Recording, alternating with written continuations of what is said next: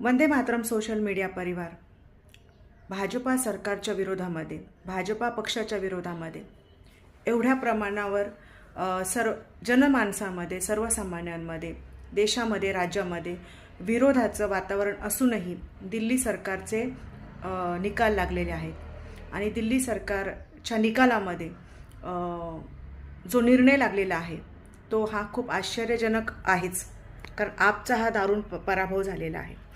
आता आपचा पराभव झाल्यानंतर आपने ज्या पद्धतीनं वैद्यकीय पातळीवर, शैक्षणिक पातळीवर जे कार्य केलेलं आहे त्या एवढं चांगलं काम केल्यानंतर सुद्धा मतदारांनी मतांच्या मार्फत मात्र तिथे पाठ फिरवलेली आहे.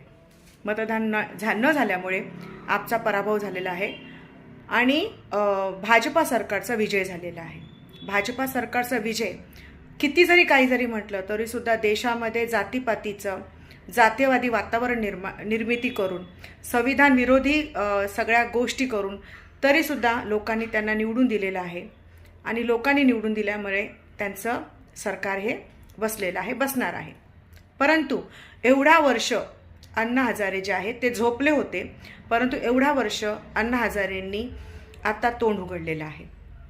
देशामध्ये लहान मुलांवर इतके अत्याचार झाले, महिलांवर इतके अत्याचार झाले, शेतकऱ्यांच्या हत्या झाल्या, बेरोजगारी, एवढे सगळे प्रश्न असूनही अण्णा हजारे त्या सगळ्या विषयावर आतापर्यंत मूग गिळून गप्प बसले होते. परंतु आपचा विजय झाला.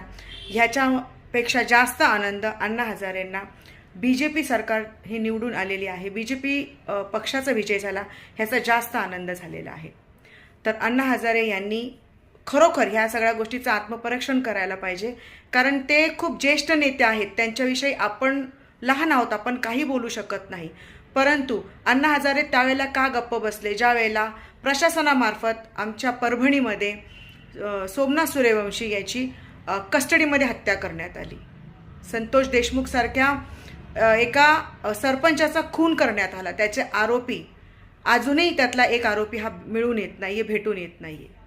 महाराष्ट्रामध्ये लहान लहान चिमुरड्यांवर अत्याचार झाले, महिलांवर अत्याचार झाले, या कुठल्याही विषयावर अण्णा हजारेंनी एक चकार शब्द काढला नाही. मंत्रालयासमोर शेतकऱ्यांच्या आत्महत्या ते शेतकरी करायला लागले, याच्यावर सुद्धा अण्णा हजारेंनी चकार शब्द काढला नाही.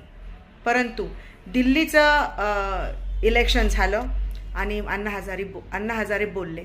तर माझ्यासारखी छोटी कार्यकर्ती नक्कीच अण्णा हजारेंना विनंती करेल की त्यांनी महाराष्ट्रामध्ये जे अत्याचार होत आहे त्यांच्याबद्दल सुद्धा आवाज उठवावा, कारण महाराष्ट्राची जनता ही ह्या सगळ्या अत्याचारामुळे भयभीत झालेली आहे. तर त्यांनी त्यांचं भय दूर करावं एवढी